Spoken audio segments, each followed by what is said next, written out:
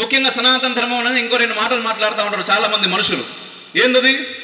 అరే సనాతన ధర్మంలో స్త్రీలను తొక్కి పడేసిర్రు, స్త్రీలను బయటకు రానియలేదు, అసలు స్త్రీలకు ఏం చెప్పలేదు, వాళ్ళని ఒంటిల్లి కుందోలు లెక్కనే చూసిర్రు అని చెప్పేసి మాట్లాడుతూ ఉంటారు కదా తల్లి.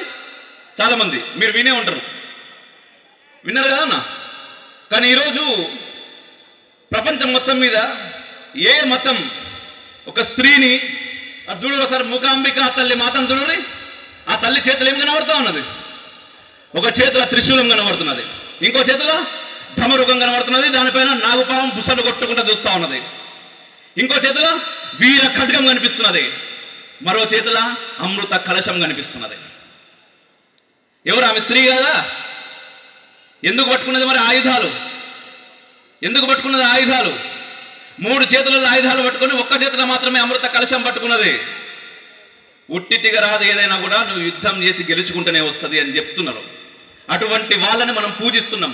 ఆమె స్త్రీమూర్తి కాదా? ఏ మతం పూజిస్తున్నదయ్యా స్త్రీమూర్తులను? ఏ మతం పూజిస్తున్నదో ఒక్కసారి మీరు ఆలోచించుకోరు. ఒంటింట్లో కాదు, ప్రపంచానికి వాళ్ళ కళ్ళు తప్ప బయటకు ఏం కనబడద్దు, అట్లా చేస్తున్నారు స్త్రీమూర్తులను.